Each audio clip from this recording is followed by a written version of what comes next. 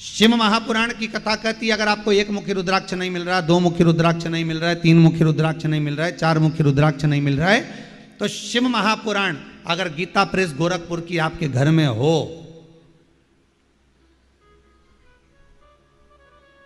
शिव महापुराण की कथा अगर आपके घर में शिव पुराण गीता प्रेस गोरखपुर की हो, तो विद्धेश्वर संहिता में सारा की सारा वृतांत रुद्राक्षों का वर्णन किया गया है कि एक मुखी से लेकर इतने मुखी तक रुद्राक्ष, 14 मुखी तक तो शिव पुराण के अंदर है, उसके बाद में जो मिलेंगे आपको स्कंद पुराण में मिलेंगे। तो 21 मुखी तक रुद्राक्ष का जो मंत्र है, उस मंत्र को भी आप प्रतिदिन, कितने मंत्र होंगे कुल मिला के, जम के बोलो, केवल 21, उन मंत्रों का भी अगर आप स्मरण कर रहे हो तो कहीं धन व्यापार सत्ता अगर चली भी गई है तो वो वापिस आ सकती है मात्र मंत्र के स्मरण से,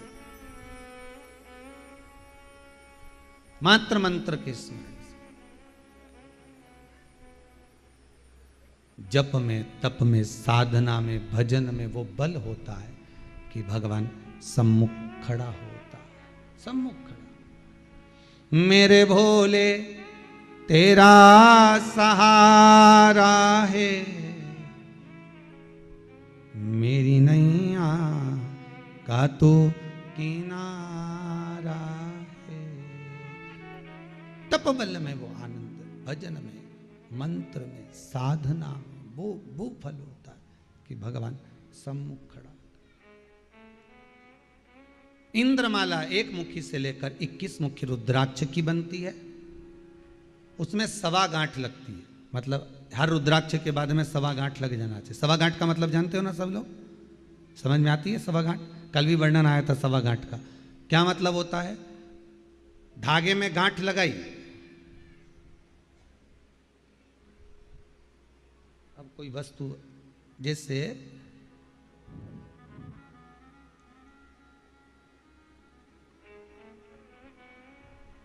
एक धागे में ये गांठ लगी हुई है, ठीक है, एक गांठ लगी, एक उस गांठ के बाद में जो दूसरी गांठ लगी वो भी गांठ ही कहलाएगी, पर गठान के ऊपर, गांठ के ऊपर दूसरी गांठ अगर लग जाए तो वो सवाया कहलाए। बस इतना ध्यान रखिए, इसको कहते 1.25 गांठ। कल आपको कथा में वर्णन किया था, 9 रुद्राक्षों का जो वर्णन किया था, कौन कौन से थे? जम के बोलो। 4, 5, 6, 3 रुद्राक्ष का वर्णन महाराज।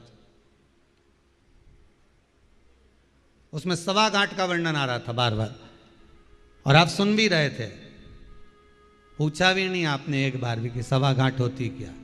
बस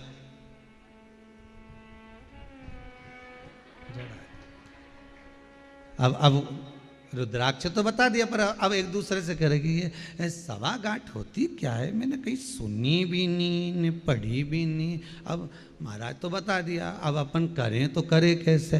तो गांठ के ऊपर जब गांठ चढ़ जाए तो वो सवाया हो जाती।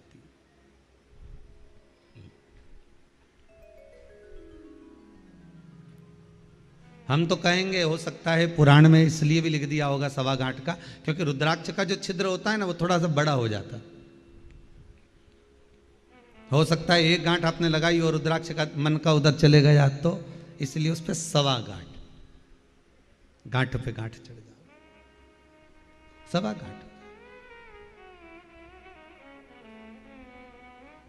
इंद्रमाला में भी एक रुद्राक्ष के बाद में 1.25 गांठ, दूसरे रुद्राक्ष के बाद में 1.25 गांठ, ऐसे 21 रुद्राक्ष के बाद में भी 1.25 गांठ का वर्णन। ये इंद्रमाला कहलाती। शिव महापुराण की कथा कहती है इंद्रमाला। इंद्र ने पूछ लिया देवऋषि नारद से, नारद जी अब हमको एक संवाद सुनाएंगे क्या? नारद जी ने पूछा क्या संवाद, क्या पूछना चाहते हो बोलो।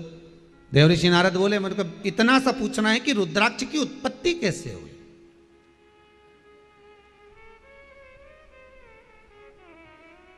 ये रुद्राक्ष हुआ कैसे है, ये रुद्राक्ष की उत्पत्ति कैसे हुई है। तब देवर्षि नारद ने इंद्रदेव को रुद्राक्ष के प्रकट होने की कथा कहना प्रारंभ किया। बहुत ध्यान से सुनिएगा महाराज। एक कथा तो हमको शिव महापुराण में मिल जाती है कि माता सती के याद में, वियोग में भगवान शंकर एकांत में बैठकर जब तप साधना में डूबे हुए थे, उस तप साधना में माता सती की जब याद आ जाती है, उस तप साधना में माता सती का जब स्मरण आ जाता है, तो शंकर के नयनों से अश्रु गिर जाता है।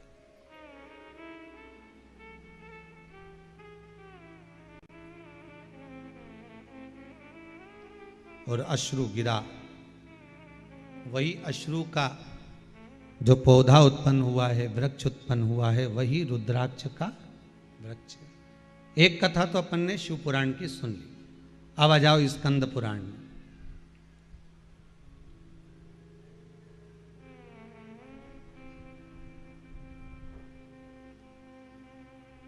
महाराज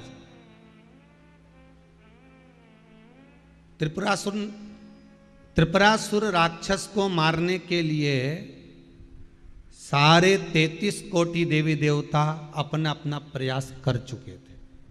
कहीं कहीं का असुर राक्षस ऐसा होता है जिसको मारने के लिए संपूर्ण देवताओं ने अपना प्रयास कर लिया, परंतु वो त्रिपुरासुर नहीं मरा।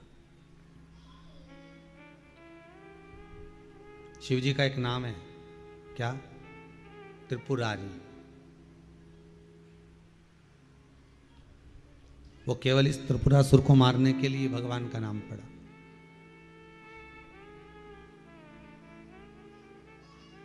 अब सारे देवता इधर जहां जहां जा सकते थे वहां वहां से उन्होंने बहुत प्रयास करा, पर नहीं मरा। इस त्रिपुरासुर की कथा से हमको एक सीखने को मिल रहा है। जो भगवान देवऋषि नारद इंद्र को समझा रहे हैं, उससे हमको एक सीखने को मिल रहा है। जब त्रिपुरासुर मर नहीं रहा, सब थक गए, तब आखिरी में शिव की शरण में गए। उसी तरह कोई व्यापार, कोई व्यवसाय, कोई कार्य, कोई फैक्ट्री, कोई दुकान, कोई धंधा, कोई पानी, कोई नौकरी, कोई सर्विस, आप सब जगह से प्रयास कर लिए, हर तरह से सोच लिया कि ये राक्षस मरे, अर्थात आपने हर तरह से सोच लिया कि मेरा अब ये दुख कट जाए, अब मेरी ये तकलीफ मिट जाए, अब मेरी ये समस्या समाप्त हो जाए, यहाँ भी हो जाए, वहाँ भी हो जाए, हाथ जोड़ लिए, पैर पड़ लिए, सब जगह जगह जाकर निवेदन कर लिया, तब भी सुख नहीं मिला। देखो, ये किसी ने लिख कर भेजा।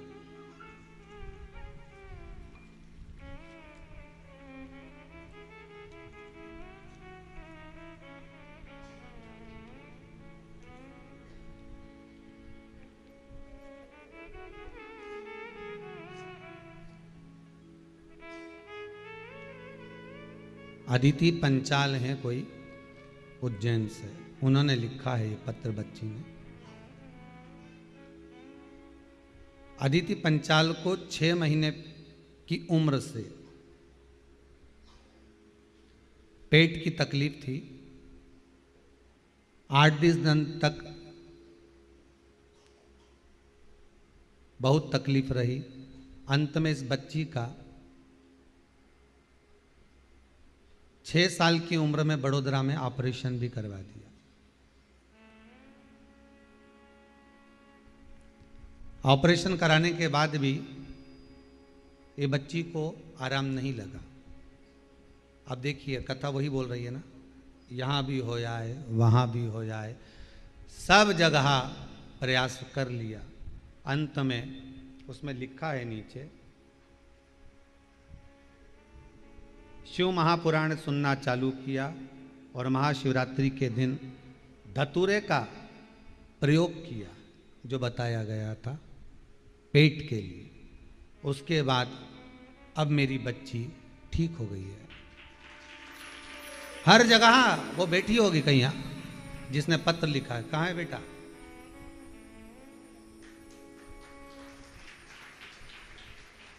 अब ठीक हो आप?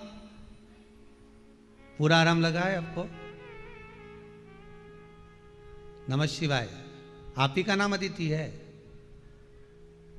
पिताजी का नाम? बहुत बहुत धन्यवाद बेटा, बैठिए।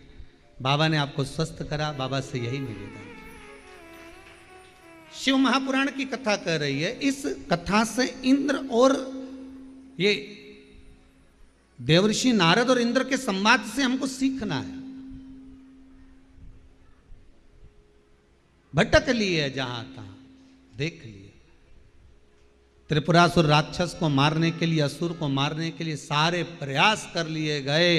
हर तरह के प्रयास करने के बाद भी, हर तरह के प्रयास करने के बाद भी त्रिपुरासुर नहीं मरा। तब देवता शिव जी की शरण में गए।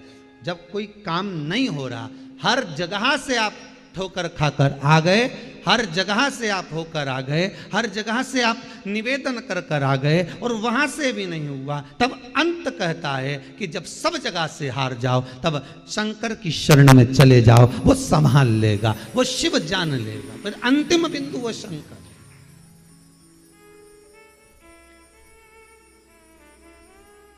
तब वो अंतिम बिंदु मेरा शिव है। भरोसे पर, विश्वास पर, दृढ़ता पर, भक्ति पर रमे। उस त्रिपुरासुर को मारने के लिए सारी व्यवस्थाएं जितने देवताओं से बन सकती थी उन्हें सब करी।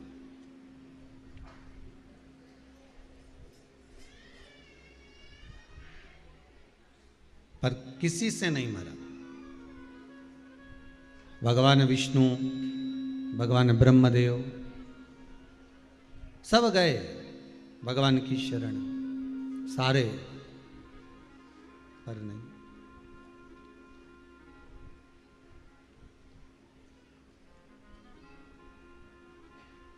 यहां तक शास्त्र कह रहा है कि जगज्जननी जगदम्बा अंबा भवानी माता दुर्गा आद्य शक्ति मां भवानी भी गई, ब्रह्मदेव भी गए, इंद्रदेव भी गए, सब गए, फिर भी त्रिपुरासुर नहीं मरा। हजारों वर्ष तक लगातार युद्ध होता रहा तो भी नहीं मरा।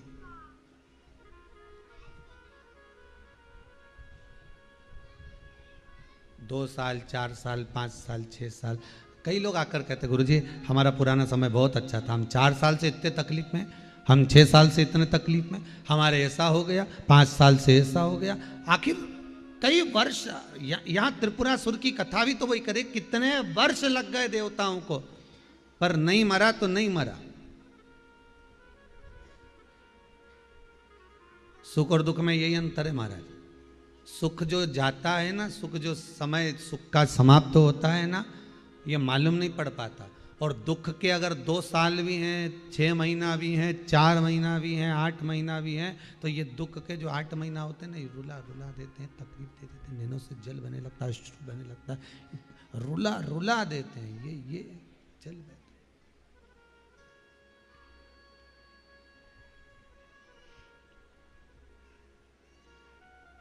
पर भगवान से निवेदन करते रहना,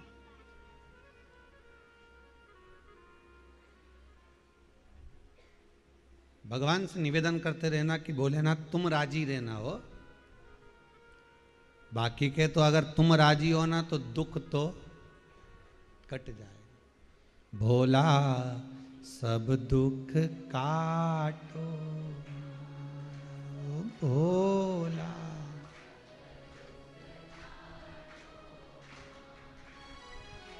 शिव शंकर जपो तेरी माँ, भोले बाबा जपो तेरी माला, भोला सब दुख काटो, ओ भोला सब दुख काटो मारा। हे भोलेनाथ, हे त्रिकालदर्शी, हे कैलाशी, हे अविनाशी, ये दुख जो आन पड़ा है,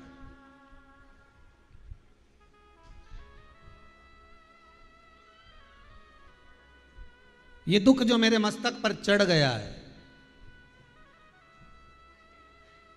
ये अब मुझसे सहा नहीं जाना, बस आप इसको अब काट दीजिए। देवताओं ने देख लिया कि त्रिपुरासुर असुर मर ही नहीं रहा, राक्षस कहीं जा ही नहीं रहा, समाप्ति ही नहीं हो रहा, त्रिपुरासुर के तो प्राण जा ही नहीं रहे।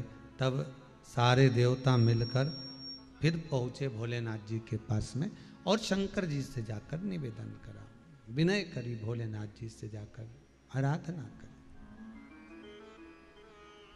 शंकर भगवान ने पूछा कैसे आना हुआ ये बताओ, कैसे आयो, क्या हो गया? बस प्रभु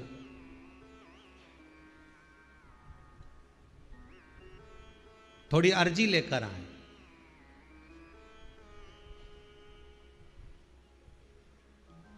अच्छा, अर्जी भी वही सुनता है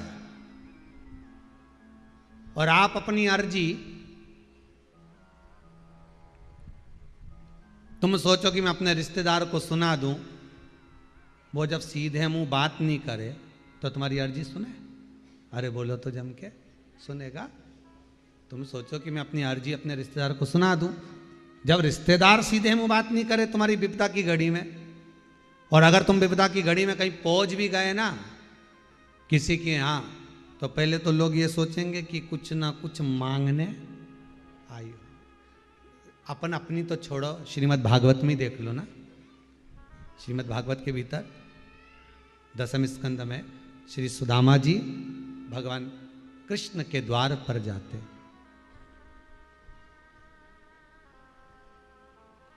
आवाज लगाते, नातिक भिक्षुक खड़ा विप्र सुदामा नाम, हमें बताया कुछ नहीं और कहता प्रभु से काम। नातिक दरवाजे पर भिक्षुक खड़ा है, विप्र सुदामा नाम है। हमने बार बार उससे पूछा है, बहुत सारी बातें हमने उससे करी है, बहुत कुछ हमने पूछा है उससे,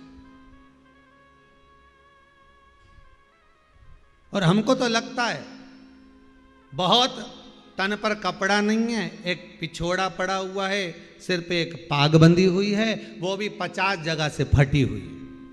हमको तो लगता है मित्र कह रहा है, पर मित्र मित्र नहीं है, मांगने के लिए आया हो। ये मित्र वगैरह नहीं है, ये तो मांगने के लिए कोई प्लानिंग करी होगी, कोई विचार करा होगा कि चलो द्वारकाधीश के पास चलते हैं, ब्रजवासी है, वृंदावन के रहने वाले हैं, यहाँ आकर बस गए, अपन भी कह देंगे कि हम भी ब्रजवासी हैं, हम भी ठाकुर जी के साथ में रहे हैं, चलो जरा चलो लेते। दुनिया के लोगों की आदत होती है, द्वारपाल कह रहे हैं, दुनिया के लोगों की आदत होती है कि जब व्यक्ति के पास में धन आ जाता है तो रिश्तेदारी ज्यादा ज्यादा बढ़ जाती है।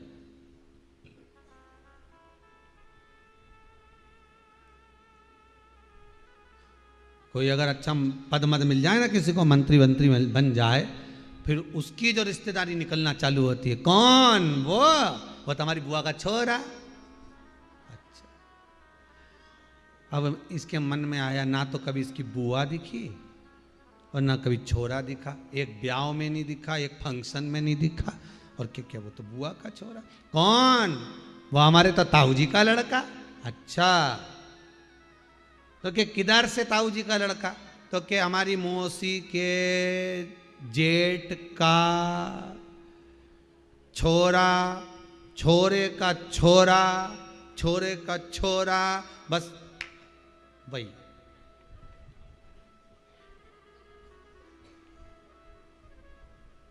अब वो छोरा ही छोरा कहती रहे तो मुंडा से निकल जाता छी छोरा। अब वो छोरा छोरा बोलते जा।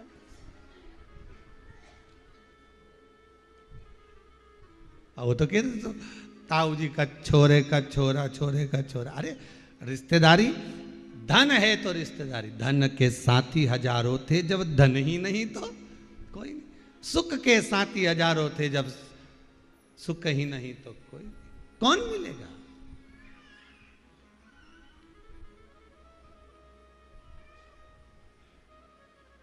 संबोधन देखिए महाराज, ये हमारा परिचित है, ये हमारा रिश्तेदार है, ये हमारे नातेदार है, ये हमारा कुटुंबी, ये हमारा परिवार वाला, ये हमारा सगा संबंधी, धन का। और जैसे ही तुम्हारे पास में से धन गया, जैसे ही तुम्हारे पास में से सत्ता गई, जैसे ही तुम्हारे पास में से वैभव गया, जैसे ही तुम्हारे पास में से दौलत गई, फिर कोई नहीं पूछेगा। फिर तो जो तुम्हारे अपने भी हैं, हम तो उनको पहचानते ही नहीं है। कई साल हो गए उनसे मिले हुए, आज तक हम तो जाते थे तो ही नहीं मिल पाते थे, अब क्या पहचाने उनको संबंध।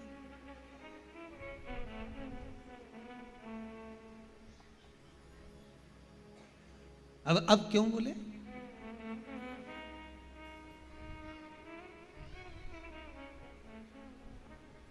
जब कोई नहीं आता मेरा भोला आता है,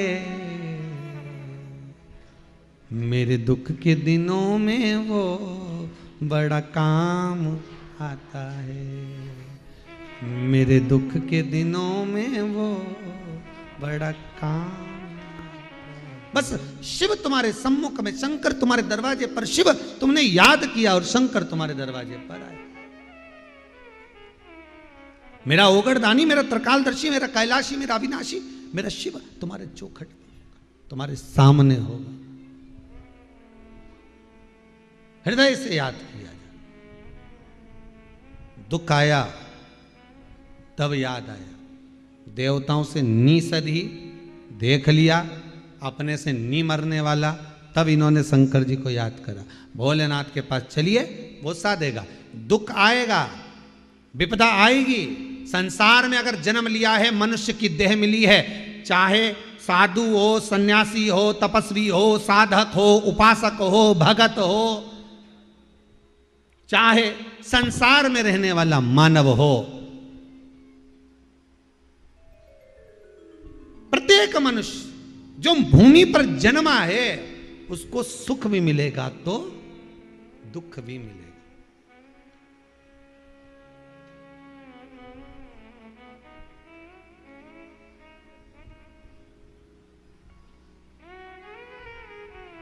दोनों मिलेंगे।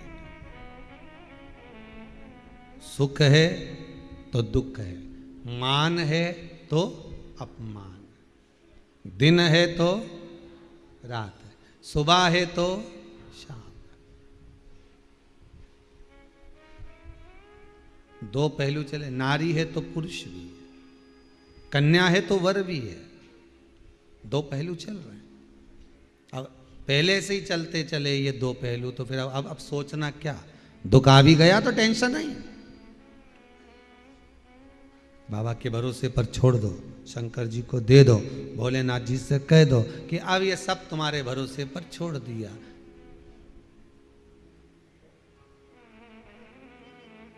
तुम्हें अपना बना बैठे जो होगा देखा जाएगा। अब हमारे को, अब हमने सोचा ही नहीं कि अब ये दुख आया है तो कैसे निपटेगा, अब तो तुम निपटाओ।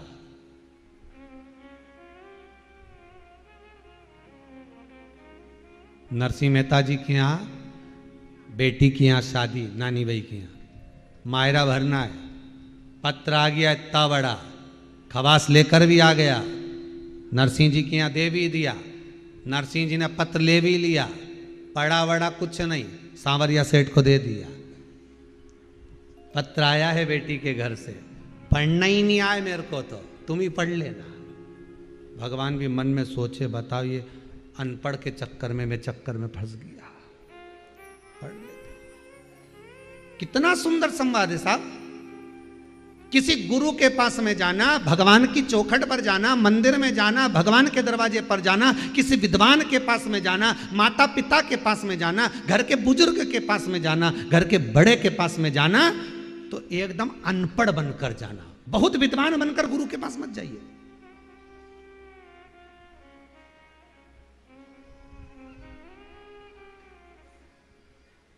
बहुत विद्वान बनकर कभी मत जाना।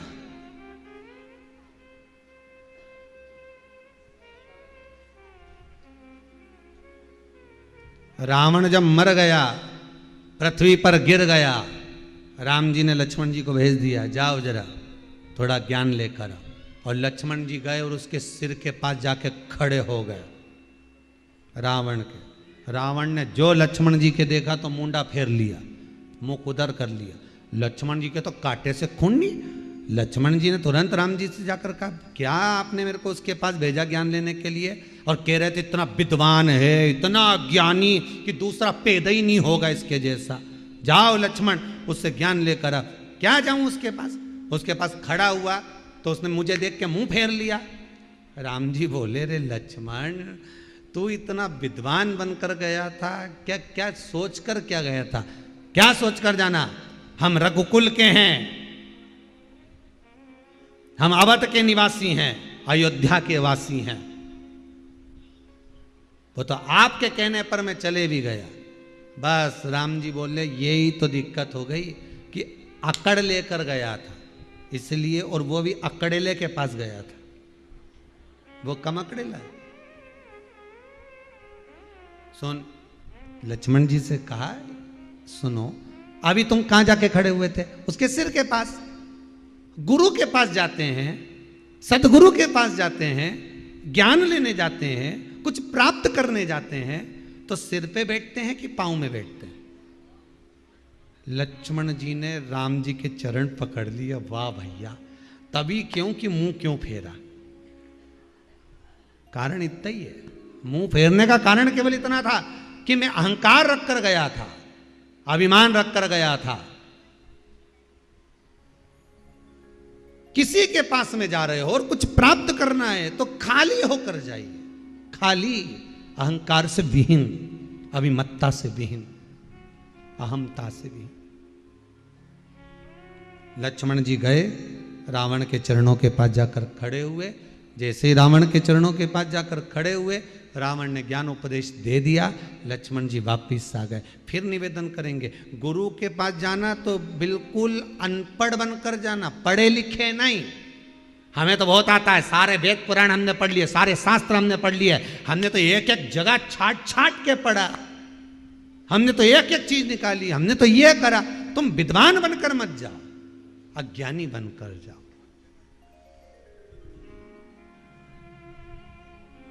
अज्ञानी बनकर जाओ।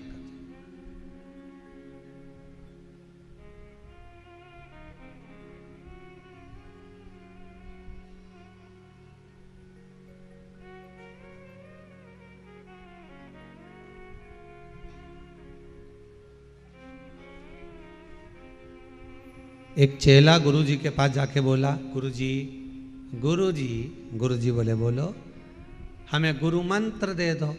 गुरुजी ने उसके कान में मंत्र दे दिया, ओम नमः शिवाय। चेला बोला ये तो हमको पहले से याद था।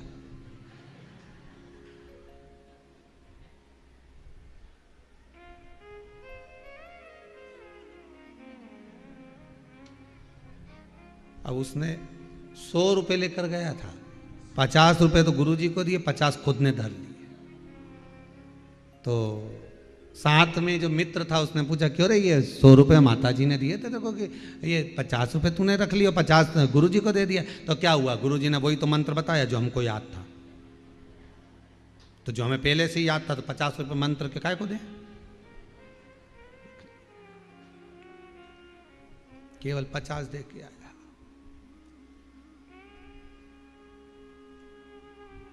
अब गुरुजी ने इतना सरल मंत्र क्यों दिया कि व्यक्ति को दिन भर काम धंधा पानी रहता है, दिन भर व्यक्ति व्यस्त रहता है, चलो कम से कम ये मंत्र दे दूंगा तो सरल मंत्र जपता रहेगा, ओम नमः शिवाय बजता रहेगा, और बजता बजता बजता बजता एक दिन इसको भगवान मिल जाएगा। अब उन्हें तो सरल भाषा में दे दिया, अब उनको क्या मालूम था कि ये तुम बताओ, ये सोचे कि ऐसा मंत्र तुमको याद था पहले से।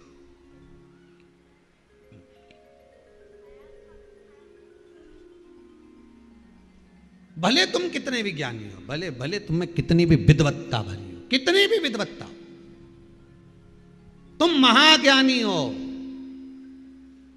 तो भी भगवान की कथा में जब जाओ, गुरु के दरवाजे पर जब जाओ, परमात्मा की शरणागति में जब पहुंचो, घर के बुजुर्गों के पास, घर के बड़ों के पास जाकर जब तुम बैठो, तो एक बात का अनुभव रखिएगा, एक बात अपने जीवन में उतार कर रखिएगा कि हमें कुछ भी नहीं आता। जब बड़ों के पास बैठोगे तो कुछ सीखने को मिलेगा, गुरु जी के पास बैठोगे तो कुछ ग्रहण करने को मिलेगा, कुछ पाने को मिलेगा।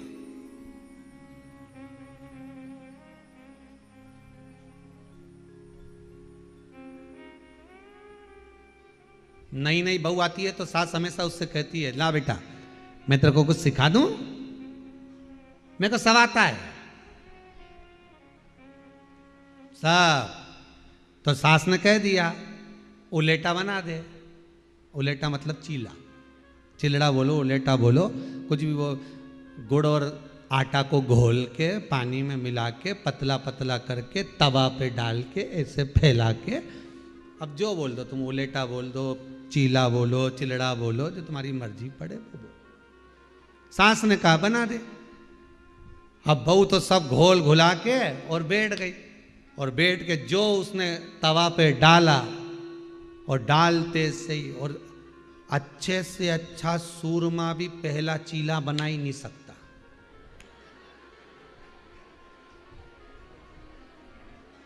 अच्छे से अच्छा सूरमा भी नहीं बना सकता, भले तुम घी उंडेल दो, चाहे कितना भी घी डाल दो, पर पहला तो वो जो खर्चा से, अरे कई कई का तो जिंदगी निकल गई साहब, कई कई माताएं के बाल धोला हो गया पर अभी तक नहीं बना। जब बनाने बैठी तो पहला तो इतने में सास भी बस तैयारी में थी, बन गया, बस मम्मी बन ही रहा, और उसने सब ये सब भेला हो गया। उसने करिए क्या, अब नहीं बहुत ही, उसने कहा चूल्हा में डाल दो, उन्हें धड़ से निकाले चूल्हा में डाल दिया। सास ने पूछा क्यों, बनना क्या? तो ऐसा केवल एक जगह नहीं हुआ, एक हमारे मित्र रहते वहाँ उनकी शादी हुई, घर में दुल्हन आ गई, तो हमने कहा चलो भाभी जी आइए, पुराने समय की बात है। तो मित्र ने कहा क्या खाओगे, तो मैंने कहा चिलड़ा ही बना लो। अब भाभी जी ने घोल बनाया और जो पहला चीला डाला, दादा भजिया अच्छा बन जाता, वो तो ऐसा लड्डू बन गया, उसको खोद के पूरा, और ऐसी प्लेट में लेके आई बढ़िया जोरदार जमा के। तो हमने जो उस लड्डू को देखा तो हमने पूछ लिया भाभी जी ये है क्या, माता जी ये है क्या? कि आपने जो बनवाया था ना चिलड़ा वही है। तो हमने कहा चिलड़ा तो कहीं से नहीं दिख रहा, उल्टा हमको चिढ़ा रिया है, चिलड़ा तो कहीं नजर नहीं आ रहा। नहीं, अब खाया जैसे तैसे, तो वो वहीं खड़ी बढ़िया पल्लू वल्लू लेके, उनकी सास भी बैठी, मैं खड़ी खड़ी पूछ रही कैसा बना है। अब हम भी क्या बोले, अब कैसा बना है। बनकर जाओगे तो कुछ नहीं मिलने वाला, कुछ प्राप्त नहीं होने वाला। पहुंच गए। सबने भगवान शिव से विनती करी, भोलेनाथ ओ घड़ी दयालु दातार हे त्रिकालदर्शी, हे कैलाशी, हे अविनाशी, हे शंभु, करुणा सागर, करुणा कर दीजिए। शंकर भगवान ने पूछा कि तुम सब की सब यहाँ आए हो, 33 कोटि देवता यहाँ पधारे हो, 33 कोटि देवता यहाँ आए हो, किस लिए आना हुआ है? बस वो त्रिपुरासुर का संहार करना है प्रभु आपको।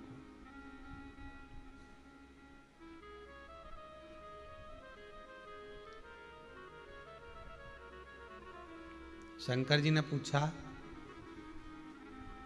इतने सारे देवता एक साथ क्यों नहीं टूट पड़े वह त्रिपुरासुर पर? क्यों नहीं गए एक साथ? यदि एक साथ चले जाते, एक साथ पहुंच जाते, एक साथ यदि आप पहुंच जाते, एक साथ अगर आप पहुंच जाओ त्रिपुरासुर को मारने के लिए, तो उसका तो संहार हो ही जाता ना।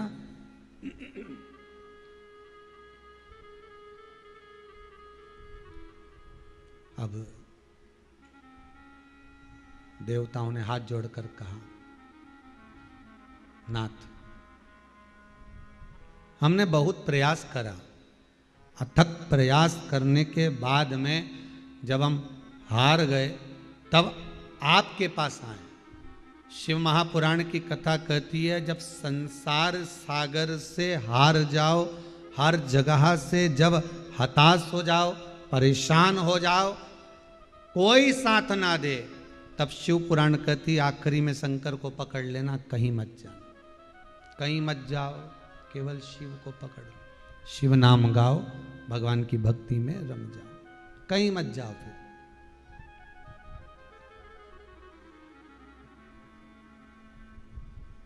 कि सारे तीर्थ धाम आपके चरणों में, हे भोलेनाथ प्रणाम आपके चरणों में। अब मैं कहीं नहीं जाऊंगी। और शंकर जी के मंदिर में जब पहली बार जाओ, सब दूर से धक्के खाने के बाद आखिरी में तुम शिव के पास पहुंचो तो जाकर इतना जरूर कह देना, आखिरी दरबार है तेरा, उसके बाद मैं फिर कहीं नहीं जाऊंगी, तुझे छोड़ूंगी नहीं, और दुख दे सुख दे बीमार कर कुछ भी कर, तू जाना, अब तेरी हो गई मैं तो तेरा हो गया, अब नहीं सुनूंगी मैं किसी की।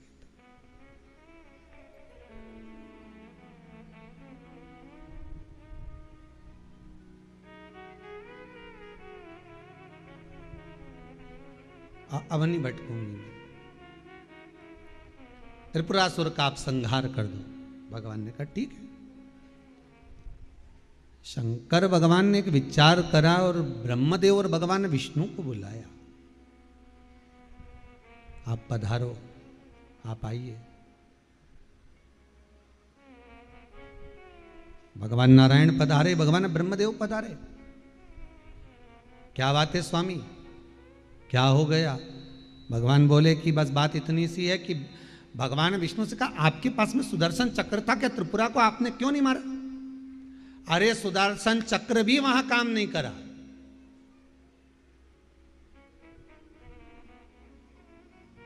ब्रह्मदेव, आपके कमंडल में तो जल था, हाथ की हथेली में जल लेकर श्राप दे देते, भस्म कर देते, हो जाता। जल भी काम नहीं करा।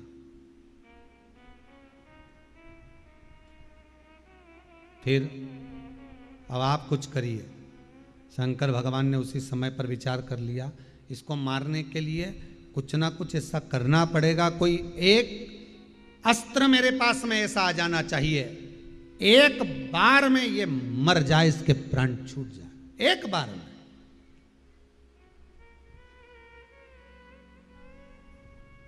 और वो अस्त्र का नाम था अधूरा अस्त्र। कौन सा अस्त्र है वो? जिससे त्रिपुरासुर मरा था। अधूरा अस्त्र, अघोर अस्त्र। शिव जी ने विचार करा कि इस अस्त्र को पाने के लिए मुझे थोड़ा तप करना पड़ेगा। अगर दुख की घड़ी सामने है, समस्या विकट सामने है, तो थोड़ा सा धीर रखना, मन में शांति रखना, हृदय में थोड़ी सी ठंडाई रखना, हृदय में थोड़ी शीतलता रखना, मन को थोड़ा ठंडा रखना, क्रोध में, अधिक उत्साह में, अधिक जल्दबाजी में कोई गलती मत कर बैठना, धीरज रखो।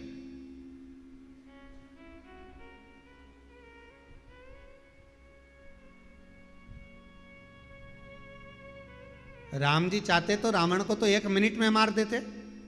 बोलो मारते कि नहीं मारते? गए, बाण उठाया, छोड़ा और मर गया रावण। क्या जरूरत थी बंदरों की सेना, बानरों की सेना ले जाने की? क्या जरूरत थी लंका पर चढ़ाई करने की? तुरंत जाते मार देते। पर बानरों की सेना ले जाने का कारण केवल इतना था कि रावण को तो मैं मार सकता हूं, पर रावण के जितने ढेर सारे यहां वहां असुर भरे पड़े हैं, पहले इनको मारना, तब जाकर रावण तक पहुंचना है। पहले इनका संहार होगा, तब रावण तक मैं पहुंचूंगा।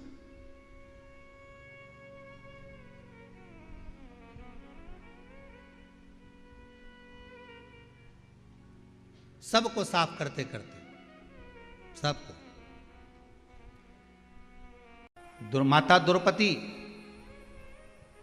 और माता रुक्मणी, सत्यभामा, जामंती, कालिंदी, इनका विवाद किस बात पे था?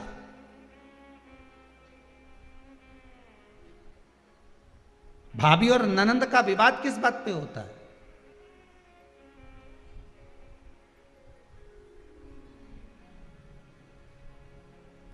द्रौपदी, सत्यभामा, रुक्मणी, जामवंती, कालिंदी का विवाद था ही किस बात पे?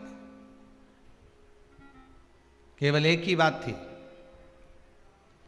एक दिन सत्यभामा जी ने पूछ लिया था द्रौपदी से, जी एक बात तो बताओ, तुम्हारे 5 पति तुम्हारे कहने पर चल रहे हैं, ऐसी कौन सी विद्या कर दी तुमने तुम्हारे पतियों पे?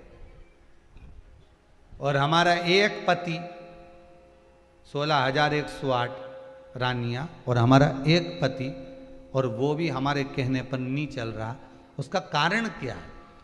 तो द्रौपदी ने कहा मैंने कोई विद्या नहीं करी है।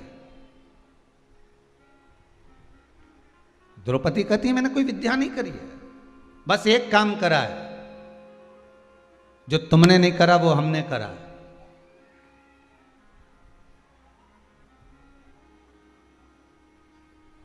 मेरी सास मेरे साथ में रहती थी, पहले वो भोजन करती थी फिर मैं करती थी। मेरे सास के वस्त्र मैं धोती, मेरे सास के चरण में दबाती, पूरे परिवार के लिए भोजन में बनाती, सबका आदर करती, सबका सम्मान करती, सबका सत्कार करती, सबका मान देती, सबका सम्मान देती, सब कुछ मैं ही करती। और मेरे पतियों ने देख लिया कि जब ये हमारी माता का आदर कर रही है तो हमको इसका आदर करना चाहिए, इसलिए मेरे पति 5 की 5 मेरा आदर करते। और एक आपने क्या करा है? एक बार देवकी और वसुदेव आपकी द्वारका में आ गए, देवकी और वसुदेव आपकी द्वारका में आ गए, और देवकी और वसुदेव जब द्वारका में आए और भगवान कृष्ण ने, देवकी और वसुदेव जब द्वारका में आए और भगवान कृष्ण स्वयं कह रहे हैं कि आज मेरे पिता आ रहे हैं, आज मेरी माता आ रही है, क्या चाहिए था आपको?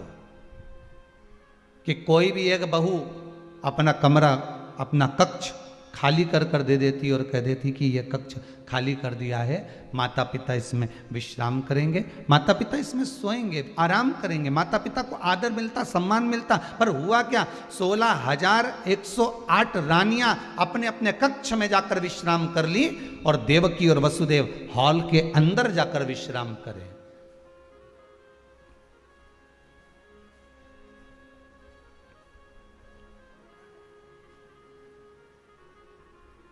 कौन कौन गया है द्वारका? जो कभी द्वारकाधीश के दर्शन करने गुजरात में गए हों द्वारका, जितने लोग टीवी पर कथा सुन रहे हैं, आप में से कई लोग द्वारका गए होंगे। अगर द्वारका में गए होंगे तो द्वारकाधीश के मंदिर में अगर आप दर्शन करने गए होंगे तो द्वारकाधीश के मंदिर के सामने माता देवकी का मंदिर है, वसुदेव जी का मंदिर है। वो लोग करे कि नहीं करे दर्शन? करे हैं ना? माता देवकी का मंदिर, वसुदेव जी का मंदिर। अब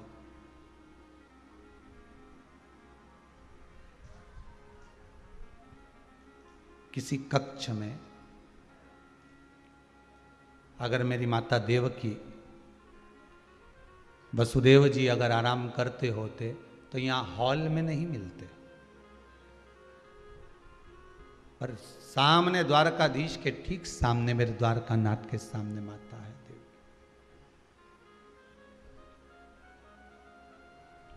बस अंतर यही है, आपने मेरे भगवान कृष्ण के माता पिता का आदर नहीं करा, इसलिए भगवान कृष्ण आपका आदर नहीं कर पाए। अगर आप माता पिता का आदर करती तो आपको भी सम्मान मिलता। जिस घर में माँ बाप की इज्जत नहीं होती, उस घर में देखना कभी बरकत नहीं होती। जहाँ माता पिता का सम्मान ना हो, जहाँ माता पिता का आदर ना हो, सत्कार ना हो, वहाँ फिर संपदा, सत्ता, दौलत कुछ भी नहीं है।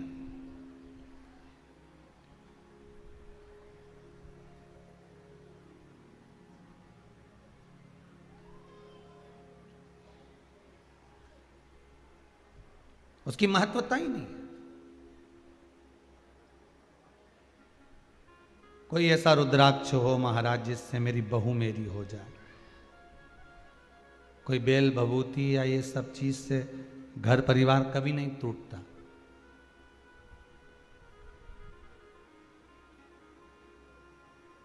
हमारी अच्छी खासी दुकान चल रही थी, कोई ने ऐसा कर दिया, दुकान बंद हो गई। तो इतने बड़े बड़े सेठ मुंबई में बैठे हैं, इतना बड़ा बड़ा फैक्ट्रियां चल रही हैं, कहीं का ऐसा नहीं कर दे कि उनके ऊपर कर देना, वो नीचे आ जाए तो ऊपर पहुंच जाए। अगर होता तो इनसे भी तो जलने वाले, इनसे भी तो ईर्ष्या रखने वाले ढेर होंगे, पर तुमसे ईर्ष्या रखने वाले कहां से आ गए? कुछ भी नहीं, बस व्यापार ऊंचा हो रहा है, नीचा जा रहा है, कम हो रहा है, ज्यादा हो रहा है, उसका कारण केवल एक है, तुम्हारा पूर्व का किया हुआ कर्म का भोग। जो तुमने बीज बोया था, जो तुमने दिया था, उतना ही तुम्हें प्राप्त हो रहा है। जितना तुम लगाए हो उतना ही फल तुम्हें प्राप्त हो रहा है। ना कोई गिराता है, ना कोई उठाता है। बस वो परमात्मा के चरण अगर आपने पकड़ कर रखे हैं तो दुनिया में किसी की सामर्थ्यता नहीं कोई आपको धक्का दे दे और नीचे गिरा दे। उसके चरण अगर आप पकड़ कर रखे हो तो कहीं गिर नहीं सकते।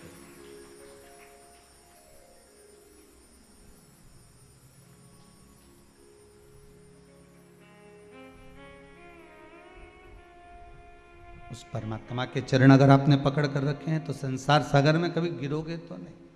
महाराज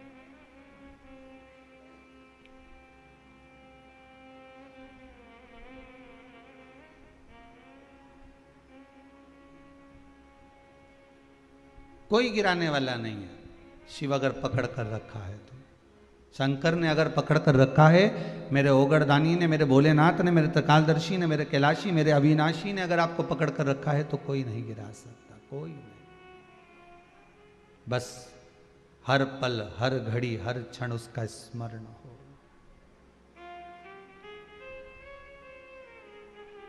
श्वास श्वास में शिव रटो, वृथा जन्म मत खोए, ना जाने इस श्वास का फिर आवरण होए ना होए। हर श्वास में भगवान शिव का स्मरण करिए, हर श्वास में भगवान शंकर का अनुमोदन करिए, हर श्वास में भगवान शंकर का स्तवन करिए, नमन करिए, प्रणाम करिए, दंडवत करिए, साष्टांग करिए। हर श्वास में उसकी भक्ति में रमे रहिए, प्रत्येक श्वास के भीतर,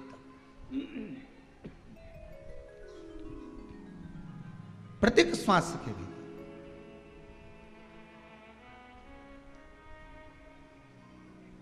फिर निवेदन करूंगा, रुद्राक्ष किसी का बुरा करने के लिए मत पहनना। रुद्राक्ष किसके लिए पहनना? अपने स्वयं के कल्याण के लिए, अपने स्वयं के कल्याण के लिए।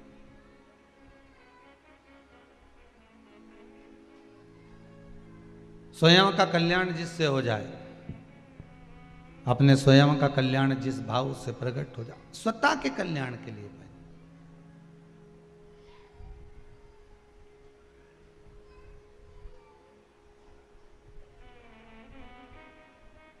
भगवान को अगर एक लोटा पानी भी चढ़ा रहे हो ना तो अपने कल्याण के लिए चढ़ा। भगवान मेरे इस जीवन का कल्याण ना जाने कब होगा, जिससे सुख शांति मिला करती वह ज्ञान ना जाने कब होगा। जिससे हृदय को शांति पहुंचे, हृदय की शीतलता का अनुभव हो, बस वो चाहिए। कहां मिलेगा वो? जिसके करीब में जाओगे वो चीज प्राप्त होगी, उसके पास जो होगा। अग्नि के पास में खड़े होगे तो तपन होगी, बोलो होगी कि नहीं होगी? तपोगे। बर्फ के पास खड़े होगे तो शीतलता मिलेगी। सही है कि गलत है? जितने आस्था पर कथा सुन रहे बड़े भाव से सुनिएगा। अग्नि के पास खड़े हो तो तपन होगी, बर्फ के पास खड़े होगे तो शीतलता होगी, गुलाब के पास खड़े होगे तो सुगंध मिलेगी, और शंकर के पास खड़े होगे तो करुणा मिलेगी। शिव के पास करुणा, वात्सल्यता, प्रेम सब कुछ शिव तुम्हें प्रदान कर देगा। सब कुछ शंकर तुम्हें प्रदान कर देते, वो तुम्हें करुणा दे देते, वो तुम्हें वात्सल्यता दे देते, वो तुम्हें स्नेहता दे देते।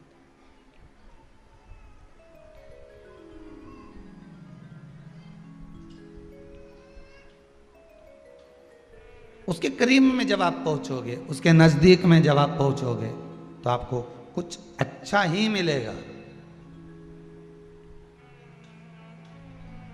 देवऋषि नारद ने कितना अपमान करा भगवान शंकर का, कितने शब्द कहे, रुद्राक्ष की माला भी फेंक दी, शब्दों के शब्द कहे, रुद्राक्ष की माला भी फेंक दी। उसके बाद भी देवऋषि नारद से जाकर कहा कि आप जाओ और चंद्रभागा नदी के तट पर जाकर शंकर की आराधना करो। तो उन्होंने चंद्रभागा नदी के तट पर जाकर शिव की आराधना करी। जब शंकर की आराधना करना प्रारंभ करा, जब शिव की आराधना करना शुरू किया, तो शंकर की आराधना में जब डूबे तो स्वयं शंकर ने आकर दर्शन भी दिया।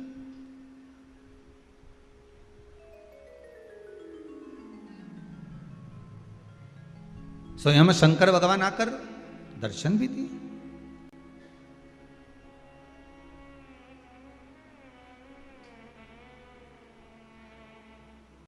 भगवान से प्रार्थना कर सकते हो, भगवान से निवेदन कर सकते हो। ये चित्त, ये वृत्ति, ये मन, ये हृदय जो लगा हुआ है भगवान के चरणों में, ये चित्त, ये वृत्ति, ये मन डोले ना। ये मन विचलित ना हो, डोले ना। भगवान शिव की कथा कर रही, रुद्राक्ष हो, भजन हो, कीर्तन हो, स्मरण हो, मंत्र जाप हो, नाम जाप हो, दान हो, पुण्य हो, सत्कर्म हो, हमें किसी की बर्बादी के लिए या किसी को नष्ट करने के लिए या किसी को नीचा दिखाने के लिए या किसी को कष्ट देने के लिए नहीं होना चाहिए। हमारा भजन केवल उस परमात्मा से मिलन हो, हम उस परमात्मा के हो जाएं, परमात्मा हमारे हो जाएं, बस इतना चाहिए।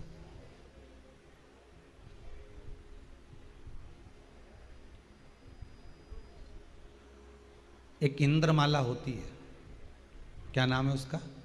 जम के बोलिए जरा। इंद्रमाला। इंद्रमाला में एक मुखी से लेकर 21 मुखी तक रुद्राक्ष होते हैं। ध्यान से सुनिएगा इस इंद्रमाला का वर्णन।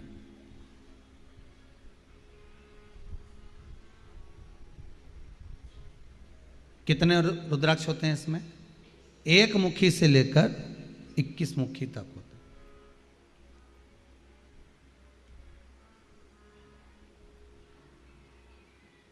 अब बाजार में लेने जाओगे या इंद्रमाला की कीमत बाजार में मालूम करोगे तो लगभग 2 से 2.5 करोड़ की एक होना चाहिए। कितने की एक है? जम के बोलिए जरा। 2 से 2.5 करोड़ की एक अगर कीमत निकालोगे, और आप अगर ऐसे ऑनलाइन कहीं कीमत निकाल कर देखोगे गूगल पर, फेसबुक पर कि हमको इंद्रमाला खरीदना है रुद्राक्ष की, तो उसकी कीमत 2-2.5 करोड़ होगी। पर शिव महापुराण में लिखा है कि भगवान की कोई वस्तु अगर भगवान शिव की है तो उसकी कोई कीमत नहीं, शंकर ने उसको निःशुल्क दिया। इंद्रमाला आप स्वयं भी बना सकते हो और उसका कोई शुल्क नहीं है, उसकी कोई कीमत नहीं है, बस निर्माण आपको करना है। कैसे करना है उसका? एक मुखी रुद्राक्ष लिया, भगवान के प्रथम एक मुखी रुद्राक्ष का मंत्र बोला, ओम हीम नमः। बोलो एक बार, ओम हीम नमः। ये शिवजी के एक मुखी रुद्राक्ष का मंत्र है। रुद्राक्ष शिव पुराण जिस दिन चालू करी थी, प्रारंभ करी थी, उस दिन कहा था अगर रुद्राक्ष नहीं भी मिले तो मंत्र का जाप भी कर लोगे तो रुद्राक्ष का ही फल प्राप्त होता है। एक मुखी रुद्राक्ष को लोग, दुनिया के लोग ढूंढते फिरते हैं, क्यों एक मुखी रुद्राक्ष मिलेगा क्या आपके पास में? हाँ साहब मिलेगा। कितने का है? ये लो साहब, 1000 रुपए का दे दो, 500 रुपए का दे दो, 10,000 का, 5,000 का दे दो, पर एक मुखी रुद्राक्ष तो शिव महापुराण की कथा कहती है कि एक वृक्ष में वर्ष में केवल एक बार एक मुखी रुद्राक्ष आता है। एक वृक्ष में एक दिन एक बार वो एक मुखी रुद्राक्ष मिलता है। अब पूरे वृक्ष में इतने सारे रुद्राक्ष लगे हुए हैं, अब उसमें से एक मुखी रुद्राक्ष ढूंढना, और एक वर्ष में एक ही दिन मिलता है और एक ही बार आता है। अब 100 वृक्ष लगाए तो कितने रुद्राक्ष हुए साल भर में? जम के बोलिए 100। और भूमि की आबादी कितनी, अब उसका अंदाजा लगाओ, करोड़ों में।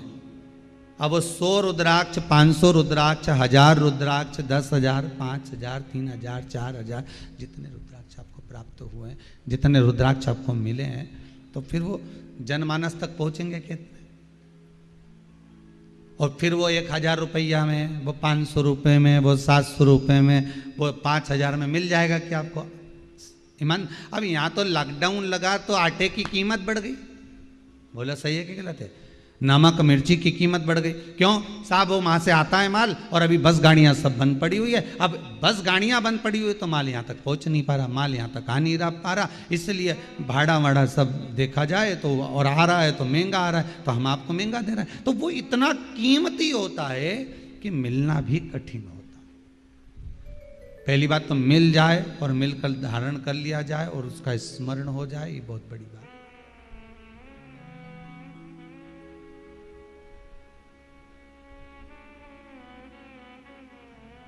एक मुखी से लेकर 21 मुखी तक रुद्राक्ष के मनकों की माला जो तैयार होती है वो इंद्रमाला कहलाती है। कौन सी माला है? इंद्रमाला।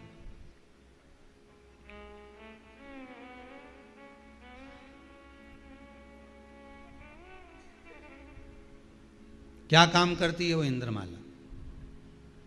उसका कार्य क्या है? केवल एक कार्य उसका बड़ा प्रबल है कि इंद्र अपनी सारी सत्ता को खो बैठे थे। सारी सत्ता इंद्र ने खो दी थी।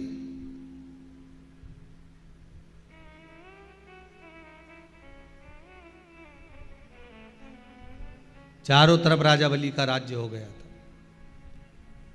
इंद्र की आंख में जल भर गया, रोने लगे।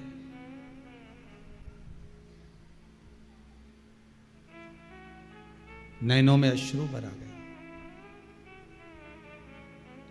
आंखों में आंसू, रो रहे। नारद मिल गए। नारद जी ने पूछा क्या बात है?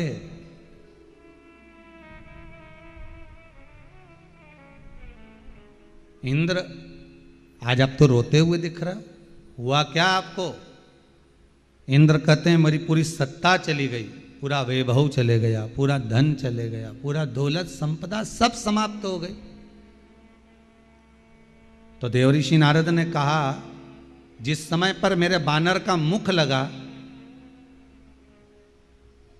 रुद्राक्ष का मैंने अपमान कर दिया था, बंदर का मुझे मुख लगा था, हर जगह से मुझे धिक्कारा जा रहा था, तब मैंने शिव का अनुमोदन करा था और शंकर भगवान ने मुझे ये रुद्राक्ष की माला फिर प्रदान करी थी।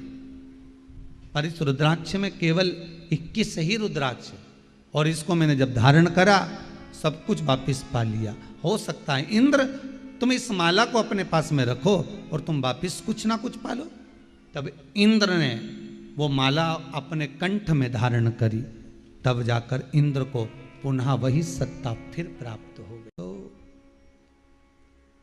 राम जी ने जैसे ही सारे बंदरों का साथ लिया, सारी सेना को इधर से घेरा उधर से घेरा, सबको समाप्त करते करते रावण के पास पहुंचे।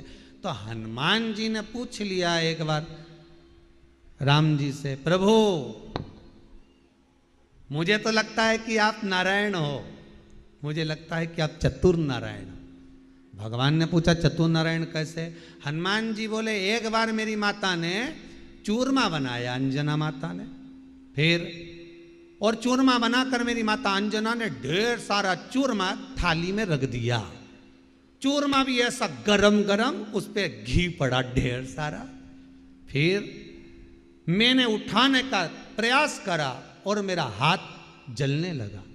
फिर मेरी माता अंजना ने तब मुझसे कहा, ए हनुमान, जरा किनारे किनारे का खाना चालू कर। तब मैंने किनारे किनारे का खाना चालू करा, जब तक बीच का ठंडा हो गया। आज समझ में आया मुझको कि पहले इन बंदरों को, सेना को लेकर ये किनारे किनारे का निपटाना चालू करा। तब बीच में जब पहुंचे तो खुद ही ठंडा पड़ गया। रावण को लगने लगा था कि अब अंतिम समय आ गया, अब नजदीक में काल आ गया।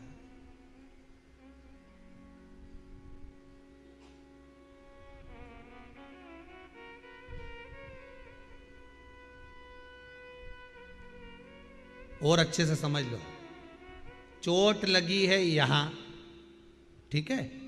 डॉक्टर सफाई कहां करता है? वहीं पे करेगा क्या? सफाई कहां करेगा? पहले डिटॉल लेकर फिर उसके पास पास में, आसपास में पहुंचेगा। वहां तक तो बाद में पहुंचता है, घाव तक तो बाद में पहुंचेगा। घाव तक तो बहुत आखिरी में पहुंचेगा। पहले आसपास में सफाई करेगा, तब जाकर घाव तक पहुंचेगा। उसी तरह इस मन को भी ले जाना भगवान तक थोड़ा सा कठिन है, पर पहले थोड़ा सत्संग में लगाओ, भजन में लगाओ, कीर्तन में लगाओ, स्मरण में लगाओ, तब धीरे धीरे धीरे धीरे ये मन तब भगवान की भक्ति तक पहुंच जाएगा, शिव तक पहुंच जाएगा, और आखिरी में शंकर आपके सम्मुख में खड़ा मिल जाएगा, शिव तत्व आपके सामने होगा। पहले इसलिए राम जी ने शबरी माता को एक उपदेश दिया, ज्ञान उपदेश, नवदा भक्ति का। प्रथम भक्ति संतन कर संगा, दूसरी रति मम कथा प्रसंगा।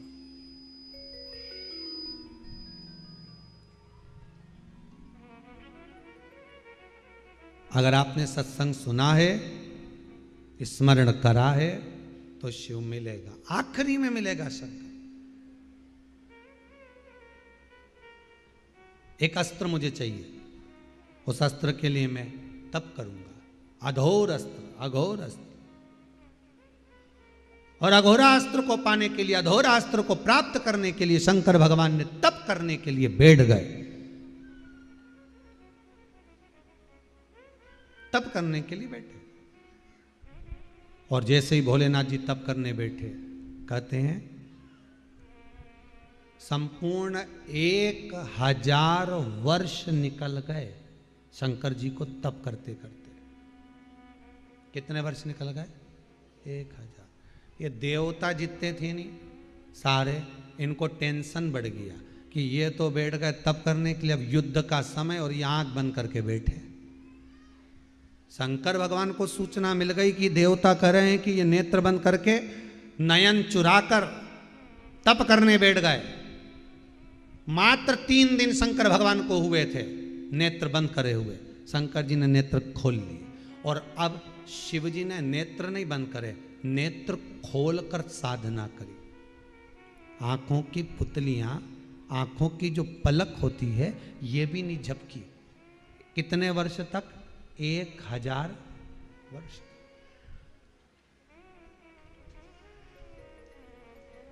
आंखों की पुतलियां भी नहीं करने दी। क्यों? क्योंकि जितने भी देवता थे वो एक ही बात कर रहे थे, नेत्र बंद करके बैठ गए, इन्होंने तो युद्ध से नेत्र चुरा लिए, ये अब नेत्र बंद कर लिए। देवऋषि नारद भगवान इंद्र से कह रहे हैं, इंद्र सबको लगा कि नेत्र चुरा रहे हैं, तो भगवान ने नेत्र खोल लिए, और आज प्रतिज्ञा कर ली कि आज मैं तप जो कर रहा हूं, अघोर शस्त्र को पाने के लिए जो मैं तप कर रहा हूं, ये नेत्र बंद कर कर नहीं करूंगा, नेत्र खोल कर करूंगा। नेत्र खुले, और जो नेत्र खोलकर तप साधना मेरे भोलेनाथ जी ने करी, आंख की पुतलियां फड़की नहीं, तप करते रहे करते रहे। 1000 वर्ष जब बीत गए, तब उस समय पर भगवान विष्णु ने याद किया, शंकर भगवान के सम्मुख में आकर निवेदन किया, आप चलिए और इस त्रिपुरासुर का संहार करिए, चलो आप। तब भगवान शंकर के सामने वो अधूरा अस्त्र जो था वो प्राप्त हो। शिव जी ने 1000 वर्ष के बाद में अपने नेत्रों को बंद किया। कितने वर्ष के बाद? 1000 वर्ष के बाद जब अपने नेत्र बंद करे, बंद करने के बाद आप भी आंख खोल कर बैठना। कभी कभी बच्चे लोग आपस में को करते ना कि नेत्र से नेत्र मिला, सो बैठ गए। अब बहुत देर तक आंख खोल के बैठे रहो, पलक को भी ना झपको, तो बाद में जब आंख बंद करोगे तो आंसू आएगा कि नहीं आएगा? अश्रु आएगा। 1000 वर्ष की तप साधना, और वो शस्त्र, जो शस्त्र किसी देवता के पास में नहीं था, वो अघोरा शस्त्र शिव के पास में आ गया। शंकर ने नेत्र बंद करे, बंद कर कर जैसे ही अश्रु नीचे गिरे, देव ऋषि नारद कहते हैं वो रुद्राक्ष का पौधा उत्पन्न हुआ, और वो रुद्राक्ष मैं तुझे दे रहा, वो रुद्राक्ष का पौधा है।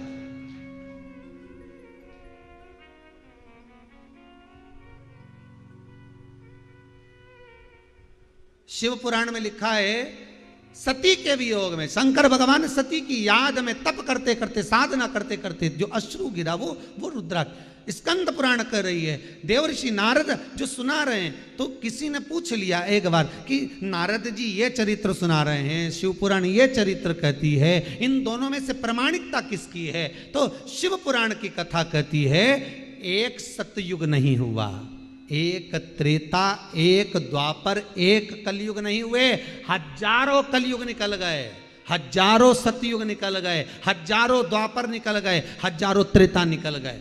ये किसी त्रेता की कथा है, तो ये किसी त्रेता की कथा है। कथा वही है, पर अलग अलग समय पर अलग अलग।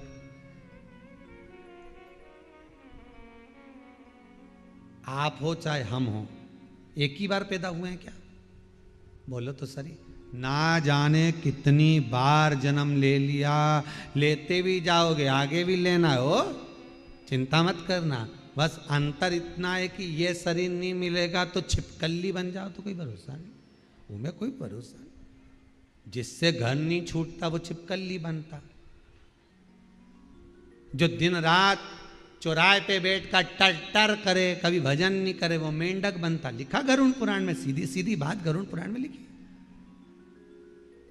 जो पूरी रात मोबाइल पे बात करता रहे, वो बाद में झिंगूर बने। काकरोच, काकरोच देखा है? काकरोच रात्रि के इसका एंटीना काम करे।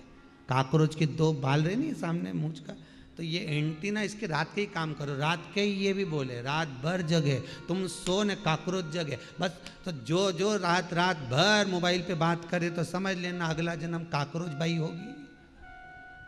काकरोच। तो किसी के भी रात के ज्यादा बात करता हुआ देखो नहीं, तो तुम पूरी रात 12-12, 1-1, 2-2 बजे तक, 3-3 बजे तक कहीं का बात कर रहा हो तो समझ जाना बेचारे की क्या दशा। भगवान उसकी दशा देखकर दया आ जाए, अगला जन्म काकरोच का मिलने वाला है।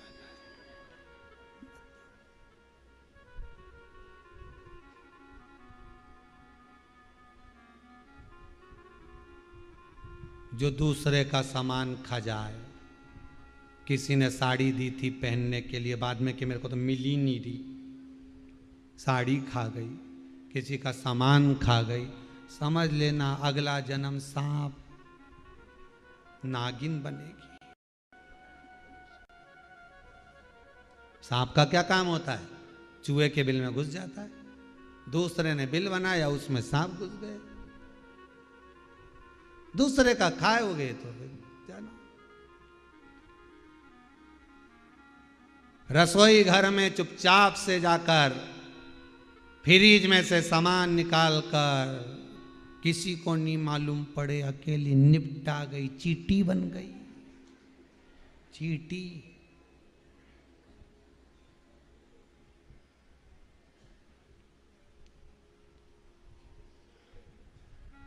दिन भर छत पे खड़ी रही, छत पे ही कपड़ा सुखाए, छत पे ही बैठी रहे, टाइम ही नहीं नीचे आने का।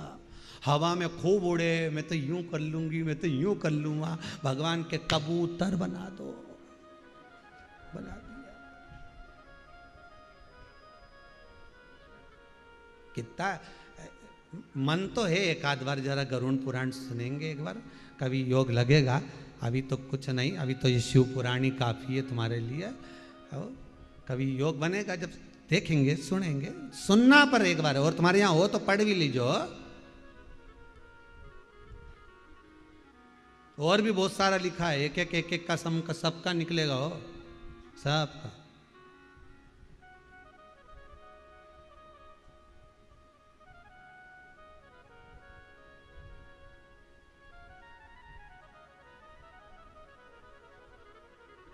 सब लिखे, शिव पुराण कह रही। मिल गया अस्त्र, अस्त्र मिला। नयन जो खोल कर बैठे थे, नयन बंद करा, बंद करने पर जो अश्रु गिरा, वो अश्रु रुद्राक्ष उत्पन्न। वही भगवान 1000 वर्ष तक तप करने के बाद जब अश्रु निकला है, तब जाकर रुद्राक्ष का फल प्राप्त हुआ। आप सोचो, रुद्राक्ष कोई सरल होगा? और कई लोग कहते हैं महाराज जी रुद्राक्ष को सिद्ध कैसे करना चाहिए? तो शिव महापुराण में एक ही उपाय लिखा है। 108 बेलपत्र पर शंकर का नाम लिखकर समर्पित कर दो, या लाल चंदन चढ़ाकर समर्पित कर दो रुद्राक्ष के ऊपर, या उस रुद्राक्ष को आप अभिषेक में समर्पित कर दो, या उस रुद्राक्ष को सरसों के तेल में रखकर उसको फिर समर्पित शिव जी को कर। रुद्राक्ष को निकाला, शंकर जी के ऊपर रखा, शिव जी के चरणों में रखा, अभिषेक किया, उसको धारण किया। सिद्ध कैसे करना है? तो शिव महापुराण की कथा में एक संवाद बड़ा सुंदर लिखा कि रुद्राक्ष अपने आप में सिद्ध है।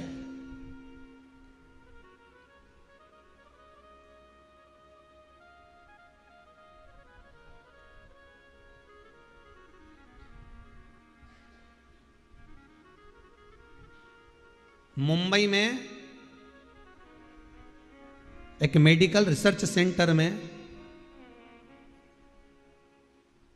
इस रुद्राक्ष के पानी का रिसर्च किया जा रहा है। आप लोग निकालना कभी, आप लोग तो उसमें निकलेगा आपको, उसका सेंटर का नाम दिया जाएगा कि किस रिसर्च सेंटर में निकाला जा रहा है।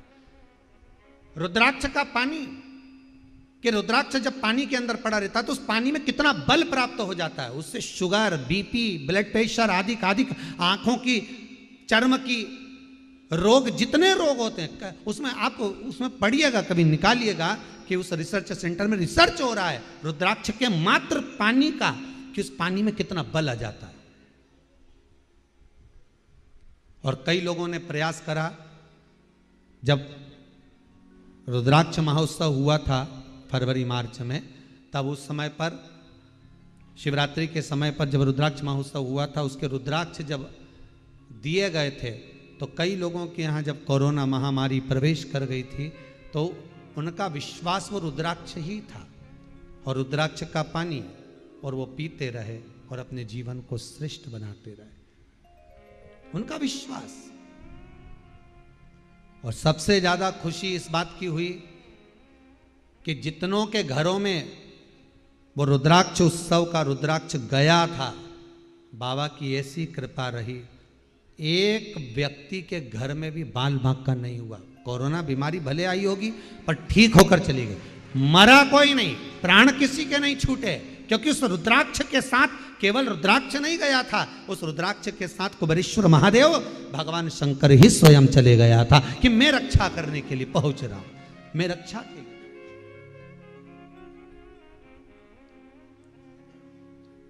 शंकर खुद पहुंचा, शिव स्वयं गया।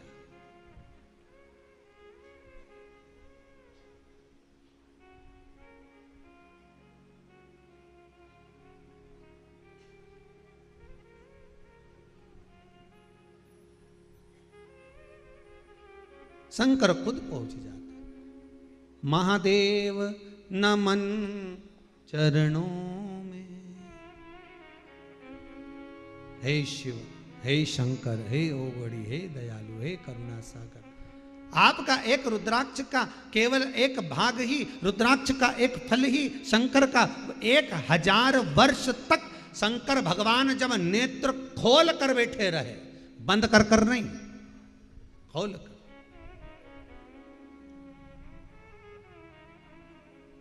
बहुत कम फोटो हैं भगवान शंकर के नेत्र खुले हुए, ज्यादातर तो भगवान शिव नेत्र बंद करके बैठे तब साधना में, आराधना में, भक्ति में रमे हुए।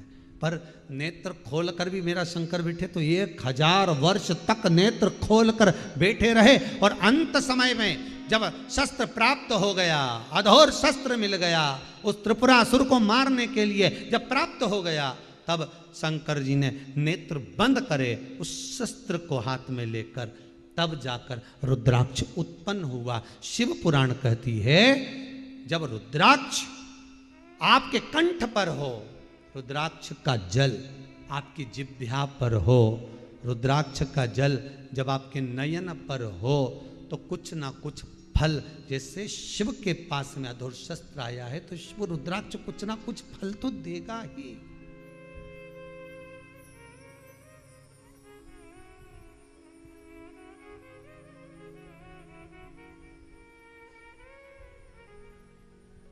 बस मंत्र का स्मरण करो और फिर निवेदन रहेगा। अगर आपके पास में रुद्राक्ष नहीं है तो शिव पुराण के मंत्रों का स्मरण करिए रुद्राक्षों के। पहला एक मुखी रुद्राक्ष का मंत्र है ओम ह्रीं नमः। दो मुखी रुद्राक्ष का मंत्र है ओम नमः। साथ में बोलिए ओम नमः। तीन मुखी रुद्राक्ष का मंत्र है ओम क्लीं नमः। चार मुखी रुद्राक्ष का मंत्र है ओम ह्रीं नमः। पांच मुखी रुद्राक्ष का मंत्र है ओम ह्रीं नमः। छह मुखी रुद्राक्ष का मंत्र है ओम ह्रीं हूं नमः। सात मुखी रुद्राक्ष का मंत्र है ओम हूं नमः। आठ मुखी रुद्राक्ष का मंत्र है ओम हूं नमः। नौ मुखी रुद्राक्ष का मंत्र है ओम ह्रीं हूं नमः।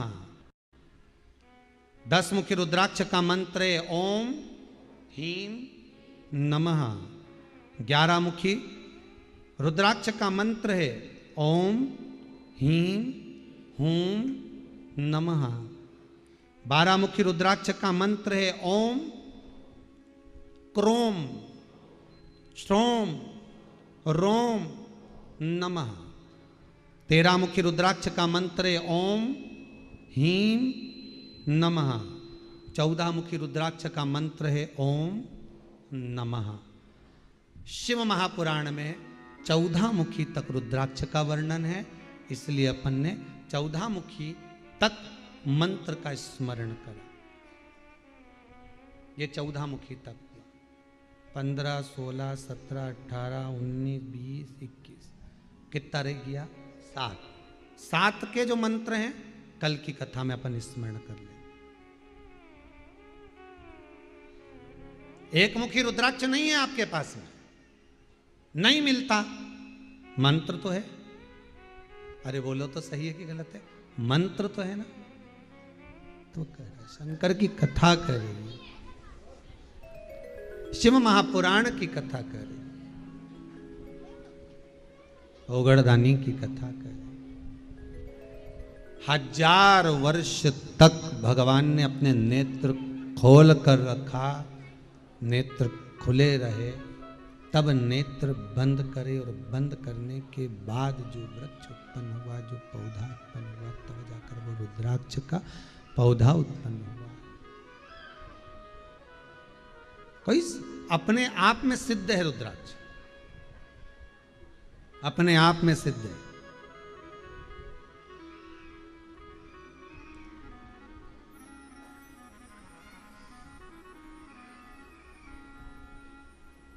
जिस दिन घर में अच्छा ना लग रहा हो ना,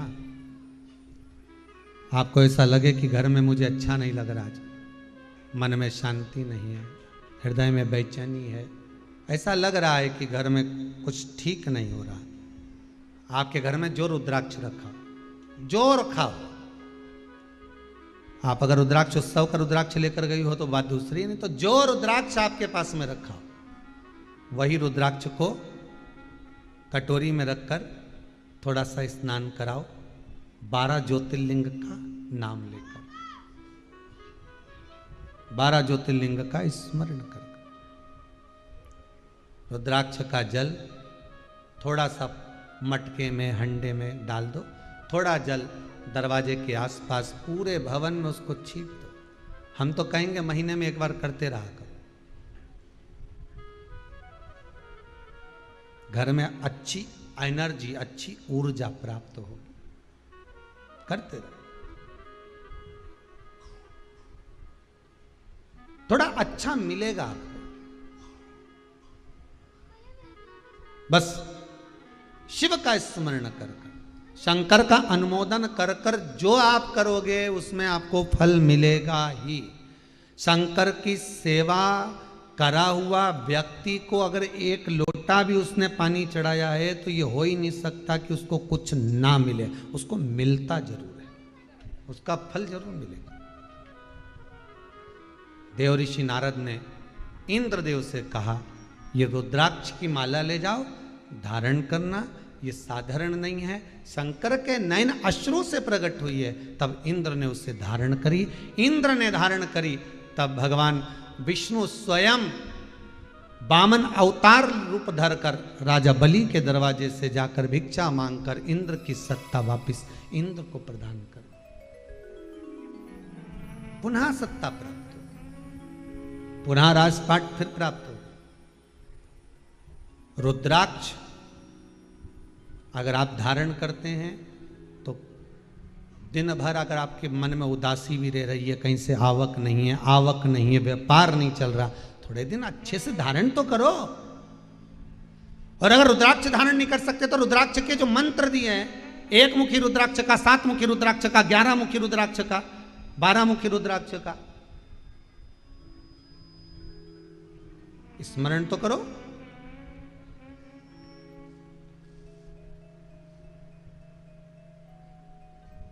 मान लो अगर ब्लड प्रेशर ऊंचा नीचा हो रहा है तो 12 मुखी रुद्राक्ष का मंत्र को जपो, स्मरण करो। नहीं है रुद्राक्ष का पानी, नहीं है रुद्राक्ष आपके पास में, तो मंत्र ही जप लो, फल देगा वो, फल मिलेगा उसका। ऐसा रुद्राक्ष का वर्णन आज अपन ने रुद्राक्ष के जन्म की दूसरी कथा श्रवण करी है। कल कथा में आगे बढ़ेंगे, सुंदर चरित्रों का स्मरण करते हुए।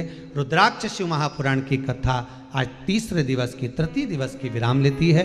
कल चतुर्थ दिवस में प्रवेश करेंगे, आनंद के साथ, भगवान की अविरल भक्ति के साथ में, भगवान भोलेनाथ की आनंद सुख के साथ उस कथा का रस आस्वादन करते हुए चौथे दिन में कल प्रवेश करेंगे। आज की कथा को विराम देते हैं भाव भक्ति से, आनंद से। सभी आस्था चैनल के श्रोता भाई बहन और फेसबुक यूट्यूब पर जो कथा सुन रहे हैं उनको साधुवाद करते हुए हर हर महा